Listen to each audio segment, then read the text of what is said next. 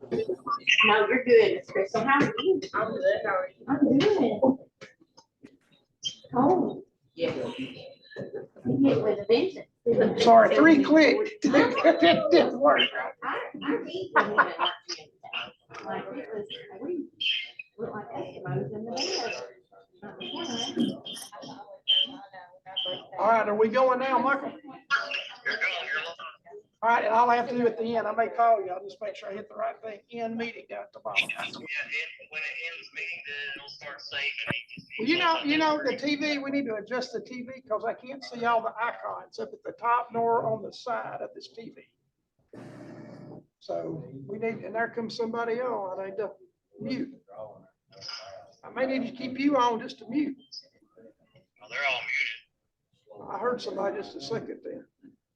Oh, it's probably us talking. Okay, all right. All right, so, all right, we're rolling then, right? Yeah, Okay, you're rolling. okay, thanks very much. I'll get started. All All right, thank you. right, thank you, Michael. And Chairman, we are ready. You should have those 3 things down there. The agenda.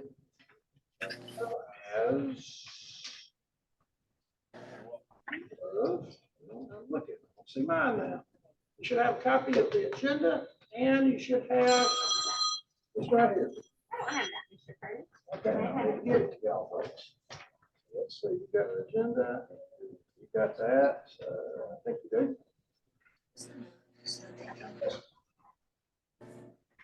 Now, is there an extra agenda up there? Very much. All right, Madam Chairman, you should have the agenda and a copy of the contact info. Thank you very much. Welcome, and we are being recorded. Thank you. Thank you all for being here tonight. We're going to go ahead and get started on our first budget advisory workshop. We cannot thank all of you enough.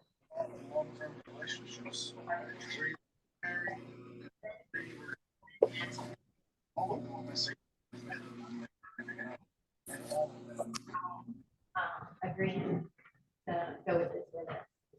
5 of us board members. Thank you for moving.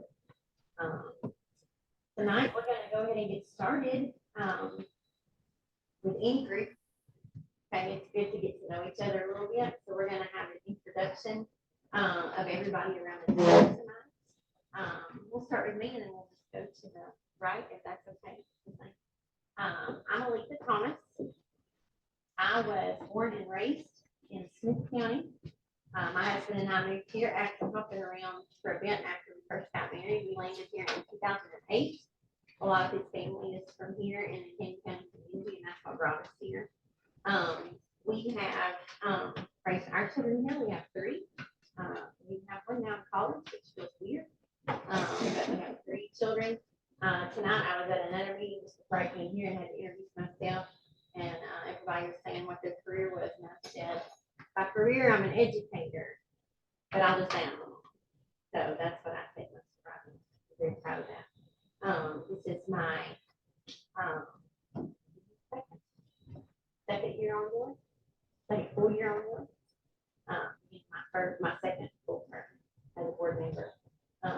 And I feel it as an honor to serve with you. Brandon, born and raised in Canyon County. I married to Brent Brandon. I have a daughter Anna. We recently got married, so I just made this Saturday. Out of high school, went to TSU, went through a year of law school. Due to circumstances beyond my control, I had to leave school and take my parents to their business, Friday Road. Many of y'all know we're there for 25 years in the square.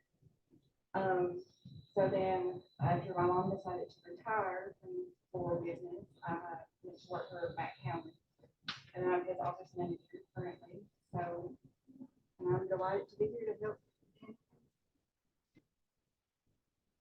So I'm Jessica Curtis, from the school board.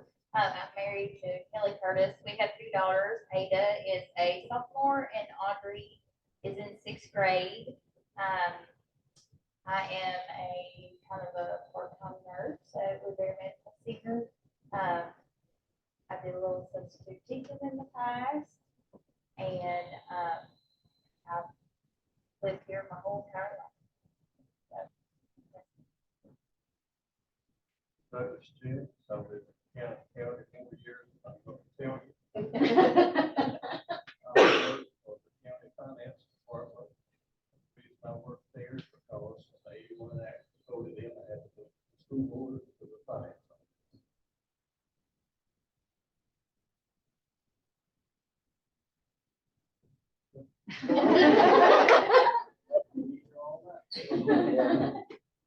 Randy Gannon, Commissioner, 4th District,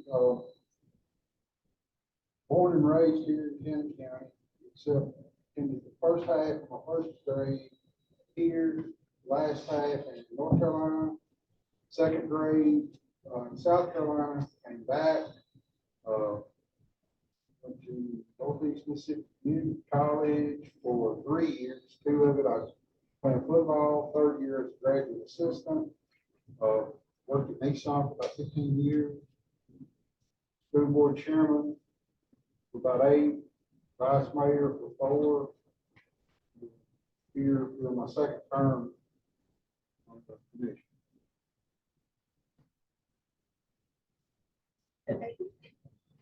Rebecca Snell, District 2, moved here 7 years ago, with my husband Ryan. His family's actually from Jackson Hole area, so we just know that we're back to the family's from. I was like, born in Alabama.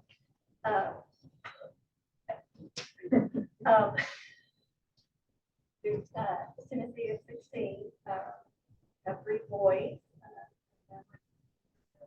I just think that we've got 1 in college now. Very strange. 8th grader, 6th grader.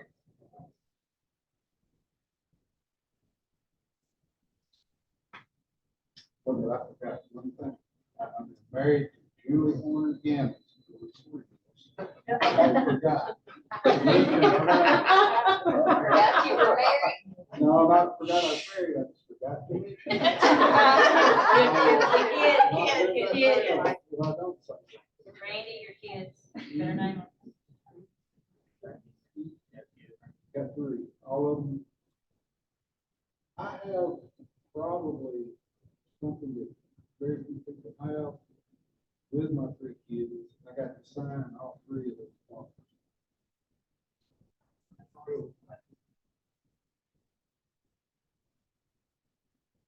And I had all 3 in class.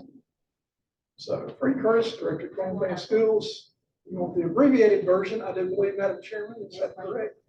37 years, County School Systems, and here, and elementary teacher 16, principal 6, U.S. Government Sociology teacher, AP Gov for 10, and then now as director, be 5 years on December 1.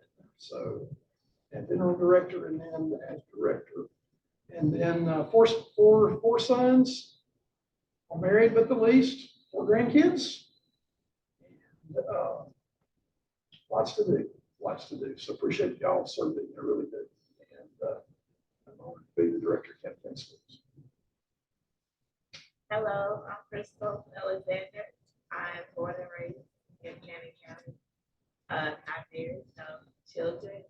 I graduated from Middle Tennessee State University with my political science degree. I'm your fifth district county commissioner and was property.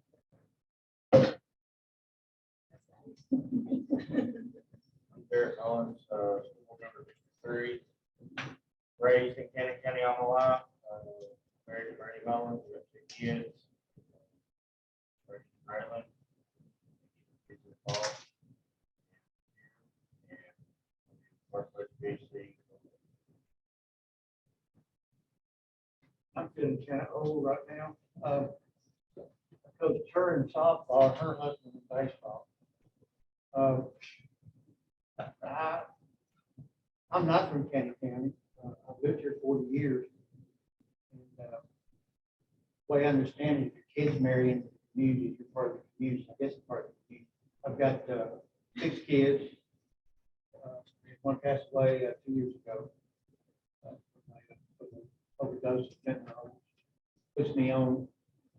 alert, and my pet peeve now in project is the Kenny County Drug Coalition. I'm on the board. I have 19 grandkids, got a new one. 19 grandkids, I've got one great grandchild. My birth family is from Parks, but my adopted family is from West Texas. I'm a Vietnam veteran.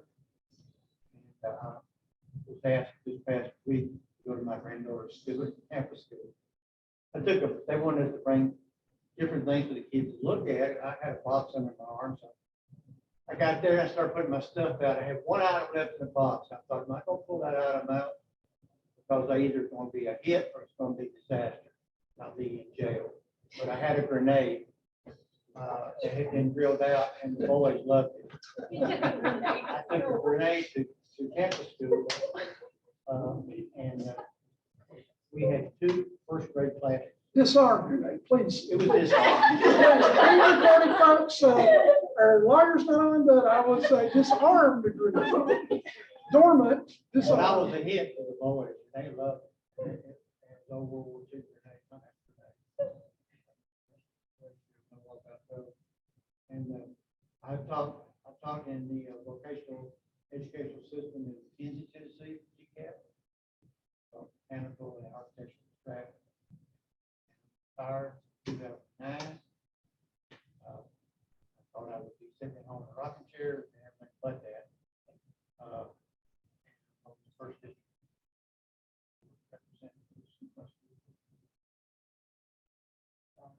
My name is, you'll see it says Ronald Reagan, but I go by Terry.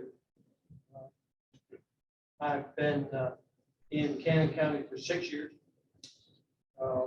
Married to Deborah Fan. Educated in Mississippi. I have a graduate degree from University of Southern Mississippi. I have a law degree from University of Mississippi. Graduated from the University of Wisconsin School of Banking. I spent 15 years in the banking world. And then I spent another 15 years working for a gentleman that owned about 15 different companies, grocery stores, communication companies, cemeteries, newspapers. I branched into the newspaper industry and published a newspaper in Alabama for 15 years. Largest direct delivery paper in the state of Alabama. After that, I moved to Montgomery, Alabama, where I was assistant publisher for the Montgomery Advertiser. And then moved back home. My first wife passed away from Alzheimer's. And then I have since then was invited to come to church here in Cannon County one day, and I've been here ever since. I'm a Vietnam veteran, and this gentleman right here has encouraged me to come out and lend my my knowledge and my experience to help the children of Cannon County progress. So before we go any further, I'll be the same boat. I'm married to Addison. Thank you for reminding me, Randy. We travel together. Yeah. She's the rock of my life, the rock of my family. Great lady. Neil Applebaum, lived here for 20 years, my degree is in economics, I went back to school to sit for the CPA exam. And been here for 20 years, having a good time, and 2 years as deputy finance director.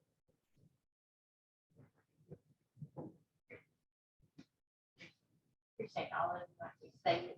Thank you all for being here tonight.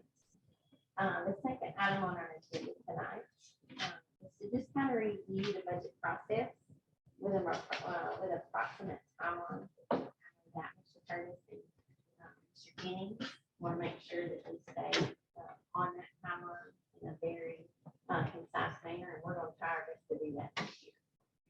So we do not create more stress for the finance department and for the family. That process looks like a monthly meeting this month and next month that we have already gotten set. And then beginning in January on through early spring, we will meet at least once a month, possibly more. And we ask that you're there as much as you can do with us through this process. The goal this year is to have this budget kind of in stone and set and passed for us, possibly even before the beginning of May. We talked about that together as a board. Hopefully we can maybe do that in April, but it has to absolutely be passed in May for us to get it to the county. So we will need to do that. Mr. Curtis, is there anything you need to add to that, you or Mr. Jennings? No, it's just a continuous process. There's, the finance department is on board, which is great. Those involved early, Diane and Douglas and Neil, because their numbers may look different than Douglas's numbers at times. And we don't want that to occur this next round.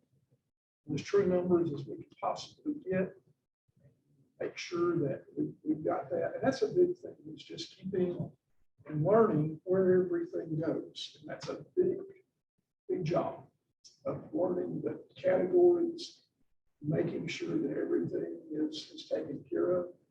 This next year, you've heard me say this a couple of times, I'll say it again, this year that doing the budget is very important. Our numbers are very important, personnel, as well as making sure ADAs, average daily attendance, average daily membership, personnel is correct and done in the Skyward system, because the budget next year will be based on TISA, will be based upon what we're showing this year. That'll be a baseline. This will be baseline. Not that it can change or whatever it can, but we need to look at that, and the TISA is going to be very, very important. From everything from outcome-based all the way to coordinated school health, making sure those kind of items are in the base. We're working with State Senator Reeves on SROs and newly elected Representative Michael Hale. Working with Michael graduated last, this when he was elected. Michael's personal friend, talked to him twice since he's been elected. So it's not his personal friend, it's my cousin. So for a disclaimer. And so, and Karen Ashford, so commissioners, there you go. But Michael's great, very, very much supportive. So I think we're going to see some things done in the legislature and have two great voices in the legislature. So I will let you know as this moves along, how is the TISA process coming? I am the Upper Cumberland representative for all the directors in the Upper Cumberland. I'm the representative to them to the legislature, the legislative liaison. So I'm going to be on the Hill. We're going to be closely monitoring TISA Port the Hill. That's Capitol Hill in Nashville. I hope to. Board's elected Mr. McMackins to be your representative on there. So I'll either get used to his driving or he can get used to my Nashville driving. Don't know which is more dangerous. But I don't know about taking her in a car. we're going to. All right, thank you for that. Thank you for that, Wade. I appreciate that from me. Maybe something you want to take or something stronger there, but it'll be a joy to be in the car with you for that. So I'll turn it back to you. And by the way, I had a large percentage of his kids in class. So. Yes, sir. This numbers and accuracy, how good are those right now? We're solid. We are very solid this Black Monday night, but we have gotten much better. We cleared out a lot. Secretaries bookkeepers, secretaries have done, attendance folks have done really, really well to get our numbers So back. the numbers we'll see that you're projecting, they should be. Absolutely. Right, as close as we can possibly get. Yes, sir. That's accurate. We'll try to get it down to, when that kid leaves the system is when we know that we've lost that particular student or we gained students. I mean, that attendance changes, principals, And Freddie mentioned too, the numbers, don't be alarmed if these things change. They do, believe me. Look at it for 8 years. It's kind of like they catch up. But we've not, from what I've seen over the years, that's everybody. Hadn't done a good enough thing with it when they did catch up to catch them at that point in time. So don't be alarmed if all of a sudden he comes in 2 or 3 weeks or a month or whatever, oh, this number's not right. Well, why wouldn't it? Well, he may not have gotten monies or it's a timeline when they pay, stuff like that. Really, don't be real alarmed with that. I wouldn't dwell on it right in the beginning. and then they're gonna do the same thing we've done with the DEP. They're going to do with TISA, they're going to give you a preliminary number in April and another one in May and June, and finally, this is what you're gonna get for your final allocation in July. So you'll see that come up. But we gotta project these numbers before we get the final allocation. And that's the tough part of this job. So I hope I wasn't too long on that. By the way, I was married to Trina Browser Curtis for 33 years. She passed away in 2015. And I'm dating a wonderful young lady right Thank you very much. We're gonna, now. move- Beyonce. we're gonna, move- Beyonce, she's listening. there we go. Probably not. All right. Item number 3 on tonight's agenda is a review of the Cannon County Schools vision, mission, goals, and beliefs. The 5 of us, along with Mr. Curtis, had our annual retreat in Tennessee State Board Association. And we worked very hard to come up and critique this vision and mission and our goals and our beliefs. And we just recently have passed those. And I wanted to share those with you tonight. Our vision is to actively engage in excellence every day in every way. We want that to be something that our students here, our teachers here, it's a culture. And I'll get y'all an email copy of Yes. that. By the way, when I was running out copies, I did not get that. But I'll get y'all a copy of it, if that's not important. Our mission, just under our vision, is to create an environment of excellence that will provide opportunities for all students to succeed and reach their full potential. There's so much of education that is geared very much across the state for children that are going to be college bound. That is very important. But when you look at the environment in which our children are raised in our communities and what they are doing as they graduate, we need to be sure we're looking at the children that are going to be going to college, the ones that are going to be joining the workforce, the ones that are going to be going to the military. That's what we want to do. We want to engage each of them individually and make sure that they are prepared as they go into the adult world and the choices that they make there. So we want to be sure that we do that, focus on their success individually to reach their full potential. And then when you look at our 4 goals, I'm gonna have to kind of make sure that I can see this. Our 4 goals, goal number 1 is to develop and implement a long-range educational plan that provides opportunities and resources for all students, faculty, and staff. Goal number 2 is to provide a safe and supportive learning environment in a unified community. I think that that's something that's very important to this day and time, and lots of our supervisors and our leaders are making sure that is.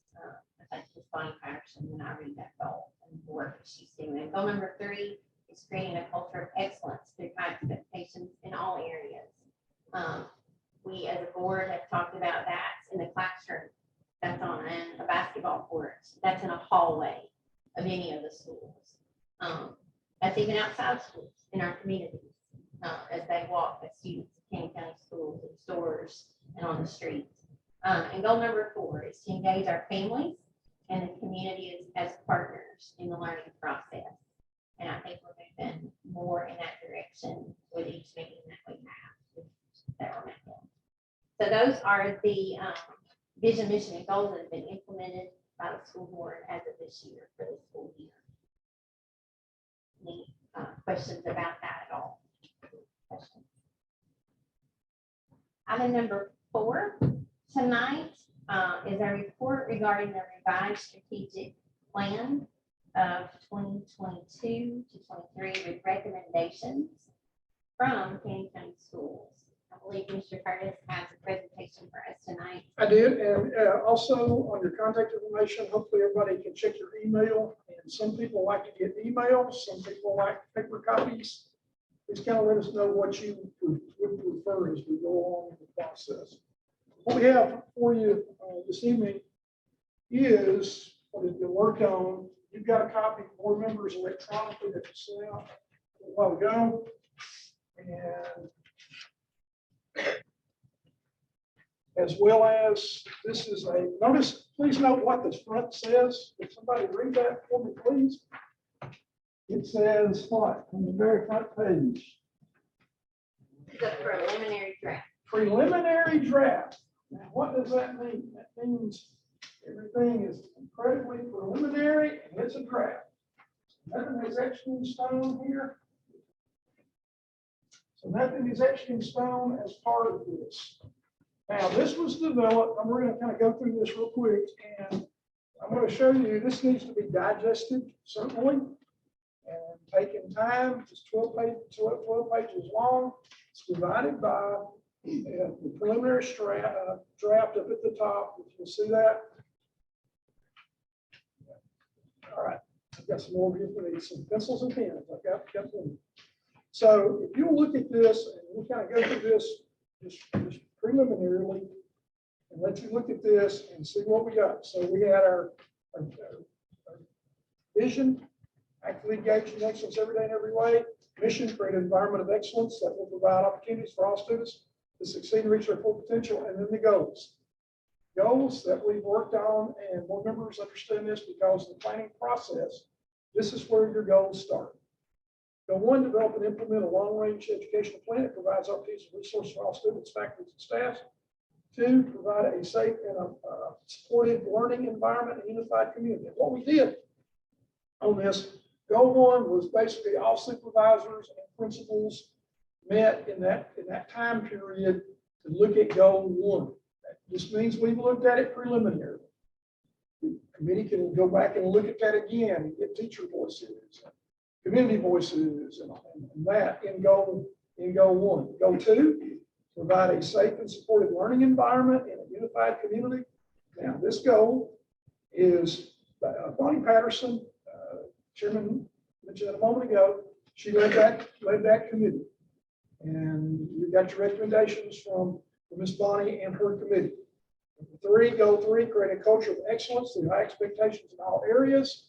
We looked at this academically and academics. Dr. Marsha Melton and her team dealt with that, particularly assistant principals and those related with curriculum. Our 2 learning loss individuals dealt with that. So whether they were high school or they were elementary, we have one of those here tonight. So we will go into that in depth. Dr. Melton may be here a little bit later. She had a conflict over another meeting. So we can talk about cultural excellence all you want to, high expectations academically and that. Goal 4, engage families and the community as partners in the learning process. I asked Ms. Kathy Mullins, who is part of the title program. She has to do this anyway. So she went back and did this. Now, we got a lot of this from the district improvement plan, and we got it from the school improvement plans. So this was a conglomeration of this. Okay, am I going too fast? Tell me when to hold up. This is a lot of good information. But what we need to know is what the board wants to put in the budget. I mean, this board stuff, this is things you implement with your staff at the school board. It doesn't affect the budget.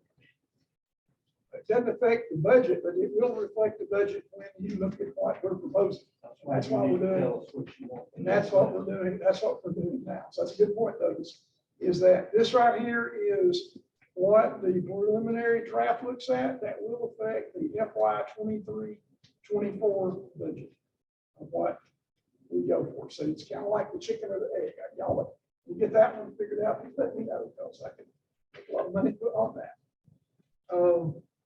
Anything, but that's good information, though, is that the budget process is the result of this.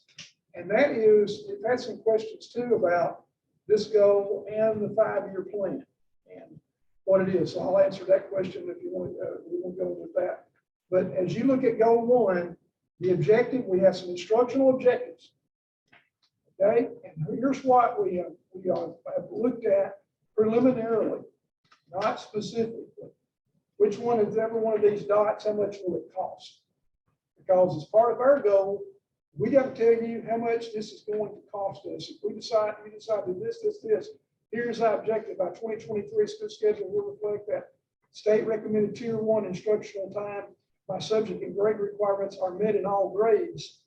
How much is that going to cost? Well, what are we going to do to do that?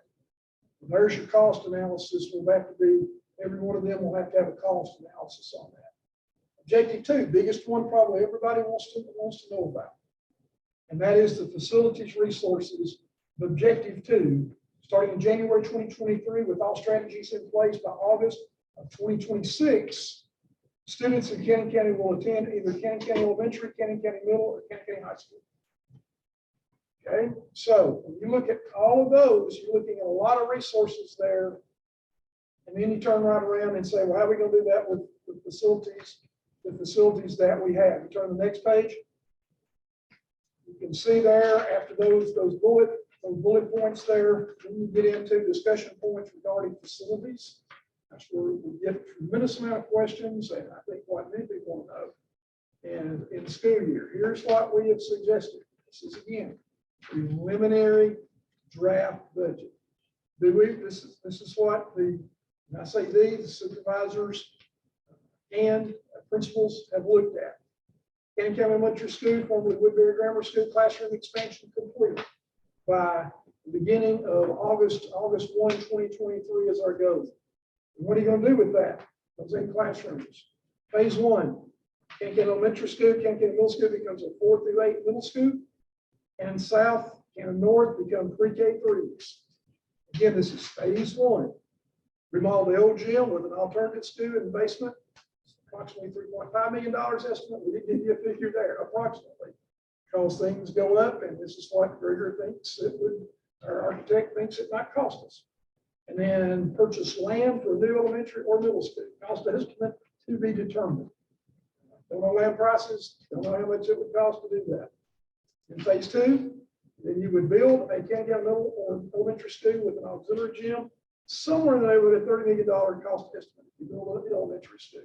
Didn't include athletic fields or anything like that, so that's a general figure. And then enclosure of Cannon County South, former Woodland Elementary School, Cannon North, former Westside Elementary School during phase 2, which is in years 20, somewhere by the end of 2026.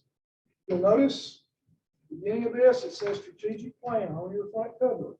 Strategic plan 2022, 2027. And so here's what there's a lot. You look at goal 2, much less to look at and debate and to talk about budget. Goal 3, there you go, increased academic achievement, and we look at reading language arts, mathematics, and then CTE at the high school level. And that's how that one is divided. Standards of life, high quality math, standards of life, high quality reading. And then targeted focus for the high school, algebra 1, algebra 2. And then to improve college and career readiness, that's where your CTE is. So goal 3, a little bit more, and it talks about what are we going to do this? What are we going to do during these 5 years? And then finally, goal 4, engaging families and the community as partners in the learning process. Here's your objective, 3 objectives, and there are multiple strategies under each objective there. And goal 4 on the final page. So as we roll this out, you said, Mr. Chris, what does that have to do with the budget process? Okay, how much do we want to do in 23, the next budget, the 23-24 budget? It goes into strategic planning. So that's a process that we've got to look at, and we've got to foresee approximately how much is this going to cost, and where's the funding going to come to do it? Because with TISA out there, we don't know, so we're going to find out. We have a preliminary number that says that was March of last year that we got was $1.4 million higher than what we previously received this last fiscal year. Now, will that hold? I don't think we'll know anything until January. And then even then, in January, should the legislature do anything more with TISA, it could affect us. Example, one go there with SROs. Okay, where's that money coming from? One increase and put SROs in every school, which I think is what we need to be doing. Then where's the money going to come from those SROs? Well, we're working on that. Hopefully they're going to reopen the SRO grant. That's our proposal to the legislature, with Senator Reeves. That will open that up. So yes, there's a matching part of that. I began discussion with County Executive Mitchell about in the county's budget process with the sheriff department of matching that, and then the board matching that, how much more it would take for us to have to put in for having an SRO at every single school and having another SRO that can float. That's just one thing on here. That was bullet point number 5 down there under objective 2. So lots of things to discuss, lots of things to look at, and think about district planning. And if I can, let me go. What? Yeah. Any questions at all about anything? I think this has to have a lot. I think there's lots of digestion. So, This is all good stuff. And it's something we'll talk about a lot. I can tell. Yeah. You all have to tell us what to put in the budget, because obviously we like to do it all. And that's what we should have. We're not going to be able to, I'm sure. Right. So y'all have to tell us what to put in the budget. people on this advisory committee though need to be able to look at that in order to know where Canton schools want to be going. And that's the advisement of our leaders. We need to know that all of that takes money. So we have to know that first, every bit of it takes money. So we have to know that first. So I want to thank the principals and supervisors, Mr. Curtis, all the leaders for taking time to make sure we got all that. That's very detailed. I can't wait to dig into it a lot more. That's a tool that all of us are going to have to use as an advisory committee. And then, just like Douglas said, as a board, then we will have to come in and vote, considering your advice. It's your budget. It's your budget. It's not ours. So whatever we say, it's yours, you know. And y'all are a whole lot more attuned to what you really need than what we are. Any questions or comments from anybody else? Mr. Curtis, I do have one question. Has the current budget been sent to everyone on this advisory committee? I don't think the new numbers, it has been seen. And then we need to know which current budget do you want? When Doug's prepared, or one at the Central County Commission. So we got, it's all the same, but the numbers are in different categories is what was sent. So I'll send both. We can send both to each of you. Let's start looking at the categories. What do we mean the numbers are in the different categories? That's what I want to know. Yeah. Well, Diane's figures, that's where the deal was that once they sent over is a little bit, looks a little bit different. Not the numbers, but it looks a little bit different than what. Well, her illustrated, she's got the whole county. She's got all the county in hers. What we have is the school budget. I want the school budget. We need a school budget. We need a school budget. The numbers were the same. The categories were just, when you look at the overall county budget, ours was, tell me, Neil, this much, and theirs was Yours is no longer a single budget, but then we run a smaller budget. We use the school budget and everybody.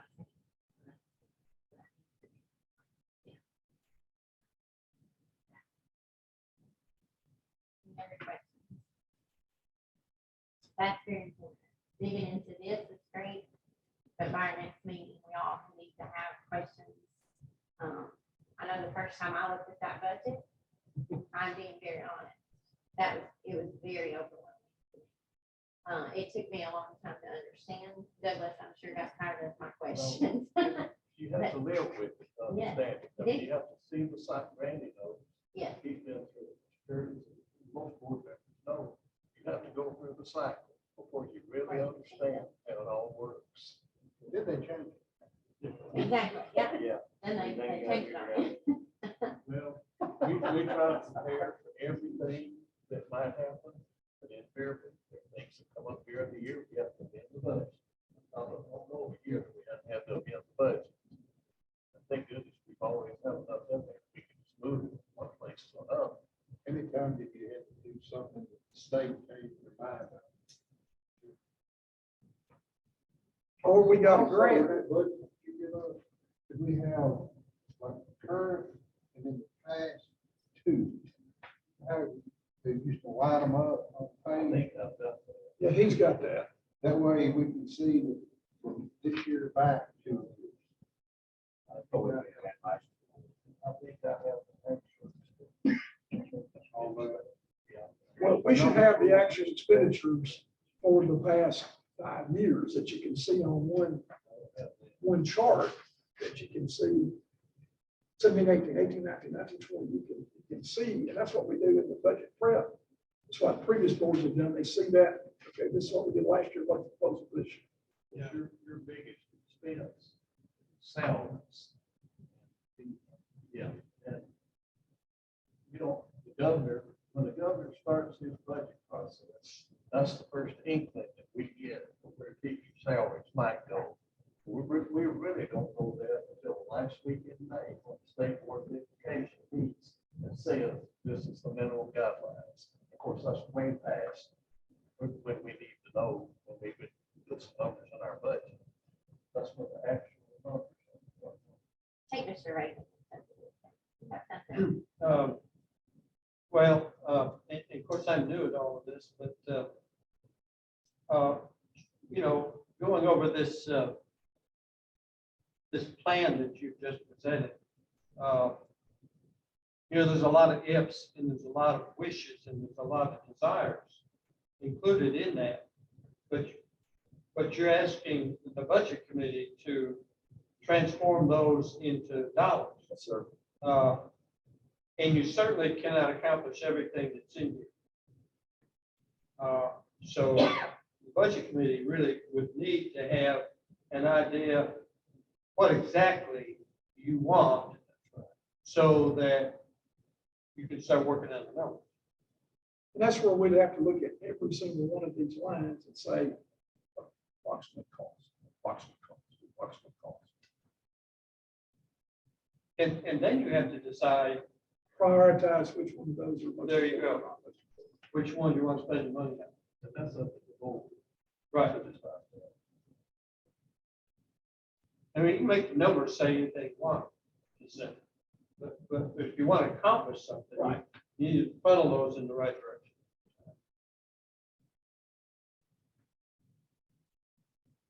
And that's good to hear because I take this back and say, okay, now folks, we've done the preliminary step. Now let's do the other step. That's you're going to have the specifics for each one of those, like full-time SR at every school. How much is that going to be? We figure it out with the sheriff department, how much that's going to be. And that's filled by the sheriff percentage, followed by school percentage. Same thing. Full-time safety coordinator, how much is that going to cost? How much is the additional ESL teacher going to cost?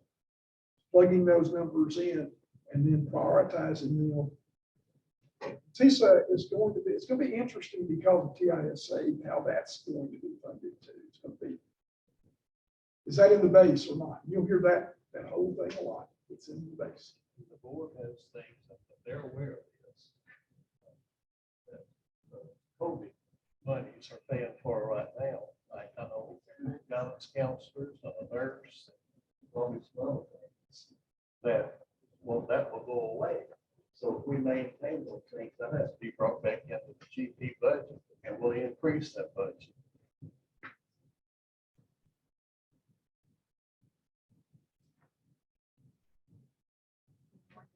Have like 179. Well, we lost in the whole scheme of things, we lost about 13 teachers. We're down, we'll have that, we got that, county commissioners, we're getting that. What is the board, someone that's in that PowerPoint, you guys do, as last year's and this year's. We have cut about 13 different teaching positions out of the budget from FY '22 to FY '23. But it started at what, 170? Oh, yeah, it was well up there. I believe you're right. The way this year has progressed, you look at the numbers on a financial report, there's no month that's gonna be a normal month in expenses, because we have any leave and we might not plan positions for a month or two, or not hire somebody. It's gonna be very difficult to project the year in, but the way this year's gone, it's not anybody's fault, it's just what's happened. It's gonna look at play now. Is what you're saying. Yeah. You, so, I mean, like janitors, they probably have difficulty hiring janitors. I don't know if that's usually the case, so you may have a month or two. One school just had one janitor, where they don't have two. But the budget for the whole thing. That's what we really want, is to have people in place the whole school year. But this year, I've never seen as many changes. And personnel is what we have this year. Shannon Bacon and I usually get together and I have every position, name, and their salary. And I can't keep up with this year because I find out there's changes every day. All right, thank you again for the strategic plan presentation tonight. The board does meet and make some decisions. We'll be looking over some stuff we need in December. And then right after that meeting, we'll meet with you guys. So we will have some decisions made by that time and that taking place. And I'm gonna ask that you guys study the budget and look into that, have questions for us. I know that I'm gonna be looking back over it because it's been a minute. If that's passed, we got it all finalized. So I'll be looking back over that too. But please study those two documents. What did you say? But please do that in order, and we will have an agenda for that next budget meeting to you guys about a week in advance too, so you know what to expect and know what we will be doing. I'll get that to you, the budget, the actual budget numbers to y'all first thing in the morning, so that you can start digesting that, and how it's divided up in revenue, how's expenditures. It's a lot of y'all are numbers folks. You need to digest the numbers. It's very, very important. Then the counties, I'll do that, I'll send that too, look at the entire county budget and see how we are, that what was sent over to the commission now. Has that changed, Neil? On your side, is that any of those major big numbers that were sent over on Diane's final budget over to the commission? Okay, so no major shifts there. And what I like about ours too, if you look at the numbers too, we can see, and those can get that even more detail, because we have actual numbers now from FY '22. All things are paid and in and done. So you get actual numbers instead of having to wait for process numbers and whatever. We can give you those numbers from the latest FY. You'll be working on FY '23, you're working on it currently. What you're working on now, and FY '24 is what you're going to be submitting on May the 15th to the county commission or to the budget committee. Is where that goes from there. And Diane can give us the rundown on where we're at on budget committees. Basically, we got to May the 15th to get that budget to the budget committee. I'll take it from there. Christie, y'all want to say anything about that? Or any of y'all budget committee folks or? We get it, we'll look at it.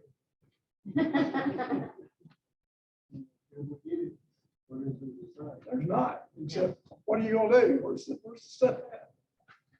All right, number 5 on our agenda tonight, really has become part of our strategic plan. There was some discussion at our last workshop. We postponed any kind of further discussion about that from our meeting tonight. With that review and input, on our agenda tonight, we will open it up just for a few minutes. I believe that this has been addressed with some, of now the strategic plan that takes care of some of this as we move forward, to kind of restructure this a bit. Mr. Curtis has given us a policy here. It tells us here that the board shall develop and implement a written 5-year strategic plan that addresses identified party needs and provides for continuous student growth and improvement. That is what he has just given us tonight. After we passed for that vision, the mission, the goal, then they have taken that and have started moving for that. We appreciate that. Is there any input tonight from any of the board members or any of the advisory committee that would like to say anything tonight after seeing that? Anything? I believe it, it's a work, it's been something that has been worked on.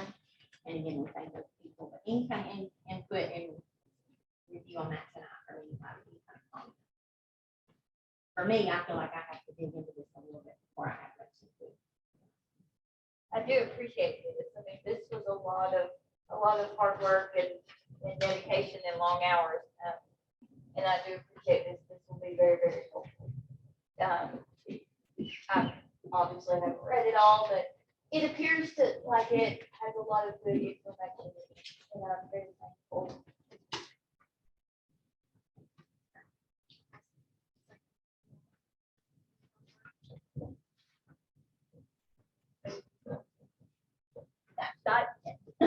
And one thing too, Madam Chairman, as we Yes, move sir. along, we'll get more numbers from Douglas and the finance department that will tell you what's our percentage this year in the particular those categories. That is very, very good information. Those you may want to say something about that because you have that line over there has percentages of where you're at in the budget, but you can't go with that all the time because of the We personnel. just talked about that today. He said, where do those numbers come from? I said, they're computer generated. We're talking about property tax, for instance. From now through the end of February, it's above property tax. So when we get to May, it may say, oh, you're going to get more than what you're getting because of what you got before 4 or 5 months skewed everything else. And another thing you have to think about too, is all certified personnel are paid 12 checks a year, 3 of which are paid in June. So you can look down the way and you get about April and say, oh, well, we're going to not spend near this much money. What you got to remember is if those percentages are skewed because you're going to do 3 payrolls in June certified. So you can't always go with that. But in many categories you can Just outside like of personnel. maintenance and things like that. So that's the good news of everything, is that you can keep kind of a running tally on how are we doing in these particular areas. And then two, you need to look at, you may get grants. We may get grants that we've got. We've got a $1 million CTE grant coming in for County County High School and a $500,000 ones for County County Middle School. CTE grant coming in. Federal project will be in this Right. So there are other things that will go run through on certain grants that you could get. And then certain things could happen with the ISA too about how much you're going to get. I don't look for a tremendous amount of changes, but I do look for changes. Legislature is, and you're going from, and two, this is the important thing to remember. Previous to, in all budgets from FY23 back, ever how long you want to go, 1950, whatever. All of those are program-based budgets. Everything since BEP was formulated in the 90s was program-based budgets. We are moving from program-based budgets to student-based budget. And so that's the one everybody's got to get used to. I've been in multiple seminars, multiple things to take part in that says, this is what you got to get used to now, besides being this program, you're getting X amount of dollars. Well, they speak over example. Okay, that's going away, and you're going to have to take and put in the regular budget for coordinated school health. And I guess that's just one of them, but you're going to have to put in under the base. We're going to give you this X amount of money, and you do what you got to do with it, based on the number of students and the type of students. Certain students will generate more revenue than other students. And so basically for special education, special needs, there are 10 different categories of special education that will be in TISA. So that's a whole nother discussion down the road. That is that system we were talking about earlier, right? TISA, the new funding is going to be student-based in FY20 and FY24 from here on. FY24, student-based budget. With that system, you're saying it's pretty well down on. That's not going to change. The legislature voted in the last session of the General Assembly. The new session of General Assembly starting in January. And then it'll be up for review. And you know, the financial folks will have gone through and said, okay, there are going to be other groups that'll say, we don't believe $5,990 that saves the base, just throwing that out. That's a Curtis commentary. Don't know what that would be, but let's say that instead of that, maybe it needs to be $6,432. Okay, is the base. That's how many students you got. That's how much. Now you get more if you have particularly special needs students. You get more because we're ruled. We get more because we're not considered small. It'll be less than 1,000 students in state Tennessee. You get an additional 5% to be small. Comptroller's office. What That's other, what else do they base it on? Not just rural and special needs. Okay, rules one, sparsity is another one. We'll send y'all what the latest we've got on TISA. I watched, and this is early on. Little Johnny is on the 4th grade, he's reading on the 2nd grade level. They track that student, and they get him up to the 4th grade or beyond before money comes. Correct, outcome based. Yeah. Also, if the student lives in a low density student area, it's generate more money. If you live in a high poverty area, it's generate more money. TASER is one of the groups that is TACIR. So that's where your money. State of Tennessee. God bless them. What we put in Skyward is going to be what we're going to generate. And so who puts those numbers in are going to be very, very critical. Now you're up to par, Randy, what we're doing with. So who puts those numbers in and the categories? Yeah. Who's giving them the numbers, and are those numbers correct? Who's checking to make sure they're correct? Because if they're not checked, and if they're not correct, you're not gonna get the money. Exactly right. You're over getting the money, and then you run into an audit, then you gotta get it back. That's correct. So TISA is going to be critical on those numbers have to be right. Exactly right. Who does it? Data person. Who does it? Lisa Black is the one who works with data. Now we've got bookkeepers and secretaries that put it at the school level. And Lisa puts it in on the system level to make sure it's in the right, and everybody's right category. Example, teacher licensure is another one where you got to get it right, and we're getting it right. So there's major things where one little thing can throw you off, and you're right. It's going to be critical. These numbers are going to be incredibly critical. And the teachers have to. Going up or down? What's that? I'm sorry. Student population. We went down because of COVID. And during that COVID time, Which translates to less money. that's correct. Yes, sir. Now you're thinking. Football player. It is. So really, well, even with that, we want maybe 100 over there. That's about right. That's about right. 100, 150. We think somewhere between that, between 100 and 150, yes, somewhere probably 120. Depends on which date you want to look at and which part of the year. And you want to do it pre-COVID or post-COVID. And then that could change after December. Mama, somebody gets tired of doing what they're doing, send them back to them. Is there a date that they choose? The state has done it in the past, but now, no.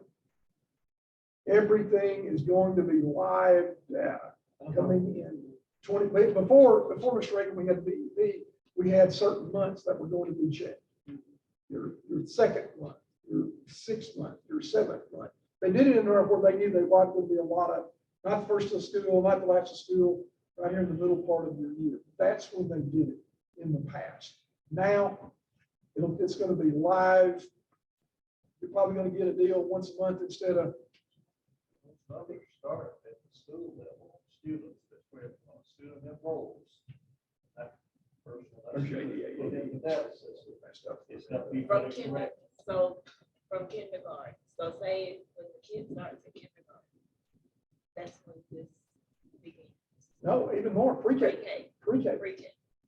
So we'll start getting numbers for kindergarten are generated from our pre-K numbers, which are at 90. And we have usually 10 or so special education needs students in that special education pre-K class. We know that. So with universal pre-K, if that were to occur, we would be getting the differences from that 90 or basic, you might as well say 100, right? Close to it, special needs pre-K right now. So you would be around there, and then you've got the difference of what we normally have. Normally in our classes, we have about 150, might as well say, that's usually the average, plus or minus. Crystal, what do you think?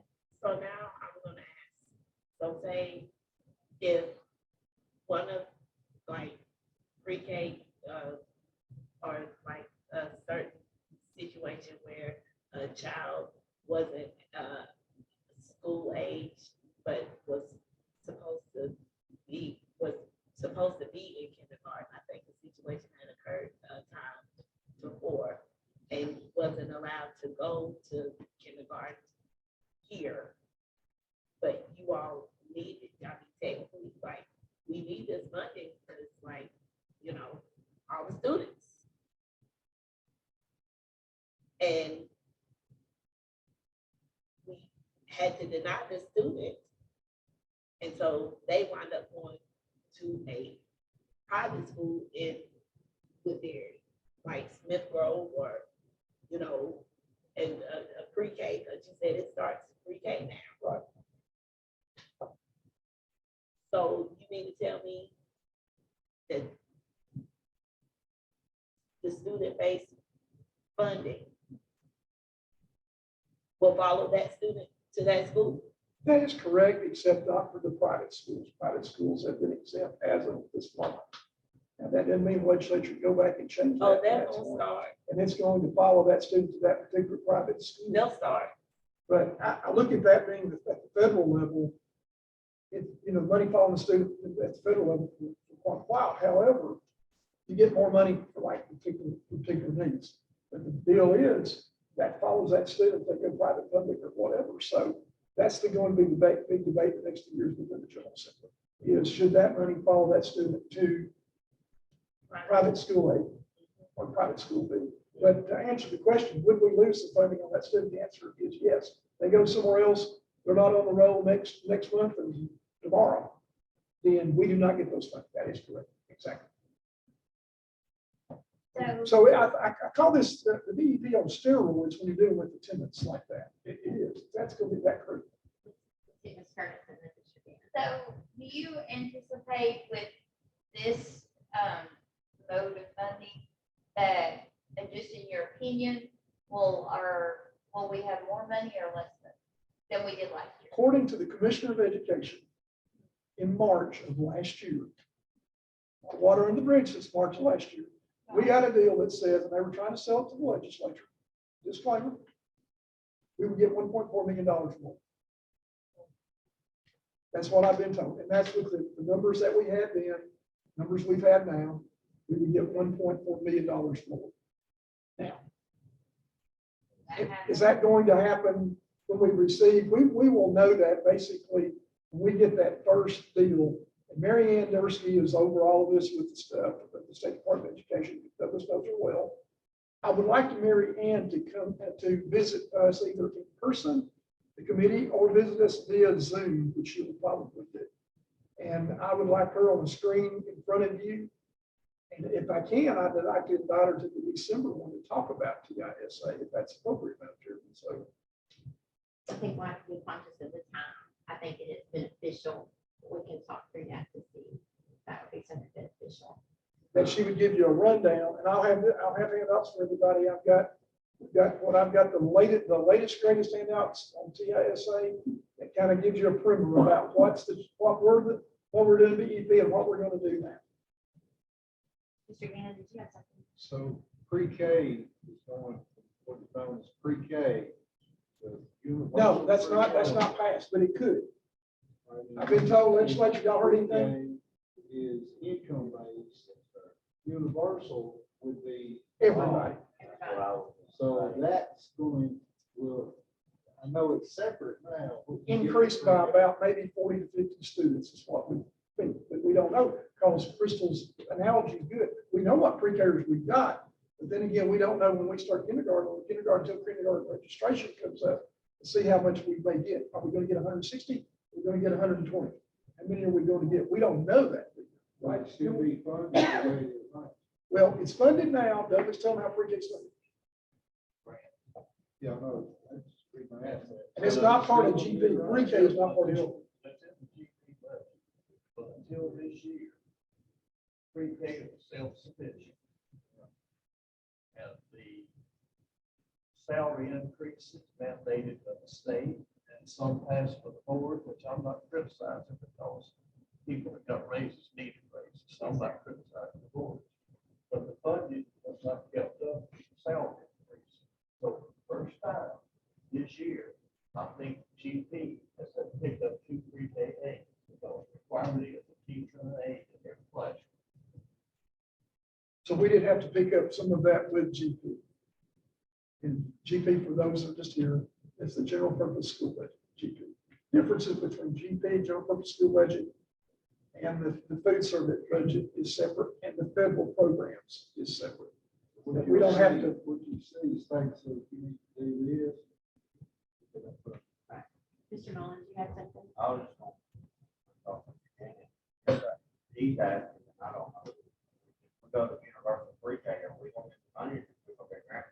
We should probably, that's going to be debated at the legislature. Don't know if it will be this year. I think it's going to be, part of this. I think it'll be part of TISA that if we're going to do universal, then we're going to give you as much money, what we're going to give you, what we give you pre-K plus. If you have a universal pre-K, is it required? Because pre-K is not required now. But if it goes to the universal program, would it be required? No, I haven't even yet, but that's something that we need to be watching. Y'all do TSP, TSBA. Be watching that as when the legislature starts, that legislative update. You'll see if there's been a move to do that. My belief is they may be a move, maybe whether the governor will fund that or not. Governor's been working on education budget this past week. So haven't heard yay, nay, or, and that's what they do. They present, the Department of Education presents, just like you're presenting right now. We're presenting, this is what we're looking at. That's what they're doing right now, national, or FY24. State still funding, were they funding at 87%? The county picks up the other 13%. Depends on if you're TI, there's a couple, kind of a complicated formula, TACIR and another one, and they usually normally kind of jive each other, and we get a percentage. The percentage was a little bit more than that. We were getting about 76, 77, depending upon that. You remember those old categories, instruction, this we get so much, 85%, and you get so much, and then finally comes down to, you're going to get a percentage somewhere between 75 and 80. 87%. County funded 13%. Well, Percentage drop. for part of the deal, because we were not a distressed county, we would get less because we were not distressed. There's part of that figure. So that's a whole thing with TACIR. Now, under TISA, we don't do two of them. We only do the one. They were gonna do the one that we were gonna get ripped, I'll just tell you. Because for rural counties, they were gonna do the one that was gonna be better for the more populous counties. And then state legislature got involved and said, no, you're not. You're gonna use the other one. And so we did more on TISA because they decided to go the TASA route instead of that other one route. I don't know this year, what it was, my BEP stuff, I'll bring it next time. So what I remember, the state mandated a raise for the teachers, say 2%. You spend the 2% for however many teachers they said you had on the DEP. And the instruction. It showed 135, but in reality, you had 175. The teachers, do they still do that, kind of put it in a pot and distribute it among the 175? With TISA, probably not.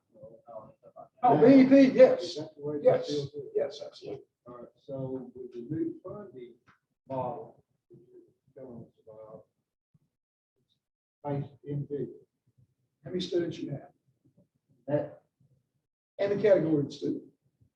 so if they say 2%, will they raise that 2%? Well, already said, that already been said by the Commissioner of Education that we're going, we just raised it from 38 to 40. And now, next year, we'll be raising it, they'll be raising it to 42.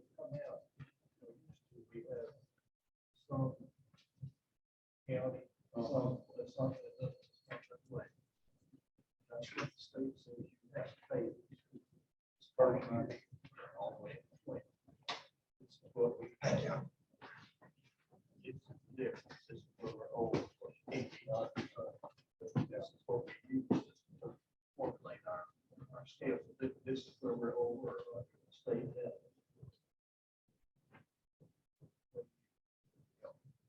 Now, some districts go to 25, 30. We've got this all. You don't have that state local portion. That's what you got to pay. This is what you got to pay with funding. That's right. Yeah, that's right. And you will know, and this is what I'm going to be pushing because I'm a part of the small districts. Part of the small district lawsuit that was done, that Cannon County signed on that back in the 90s.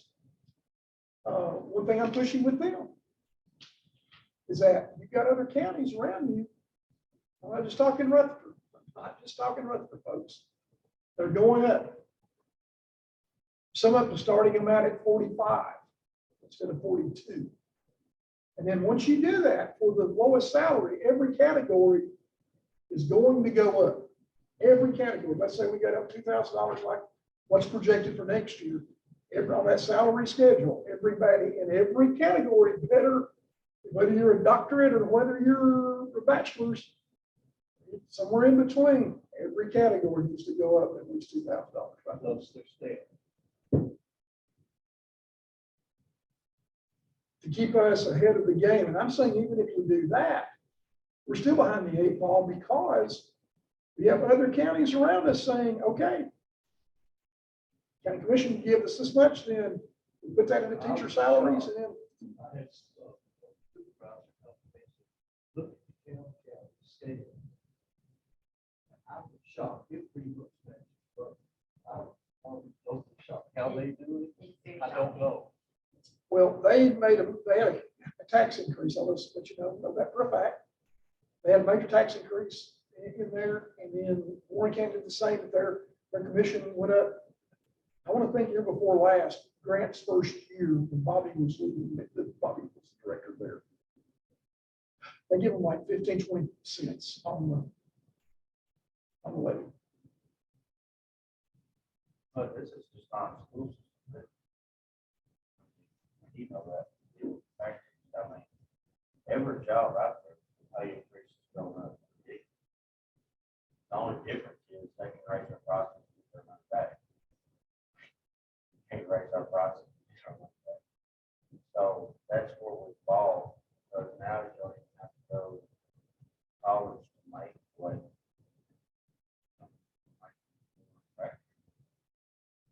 So, You've got retirement rates that Right. change. You have medical insurance rates that change, that happen every year. so they just, So that's more than us. they just raise the price of your car, your meals, your eggs, service. Rates, they do put that. I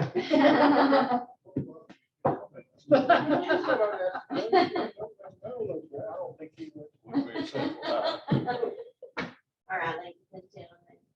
So I didn't bring the, We, to go all that, but this is what, the 5-year plan is the strategic plan, it's what we're trying to get across. all right. We thank you for your time tonight. We don't want to keep everybody too long. I will ask you again and stress, Mr. Curtis will get that budget out, to everyone tomorrow morning. You have the strategic plan for us. We can make sure we're really digging into that. We'll update you as the board, with the board workshop agenda, as well as get you into the prior next meeting, which will be on December the 13th, following our regular monthly meeting, here in this room again, and we'll plan on that being right around 7 o'clock. We will, as 5 board members, make it a point to make sure that we do our business that night or we can begin. So, we thank you, and we'll adjourn for tonight. If you have any questions, we have contact information here. Please feel free to email me, Mr. Curtis, or any board member. All right, thank And you make so sure much. I've got everything correct on your contact info, please, especially our big friends, but let me know, we'll correct that.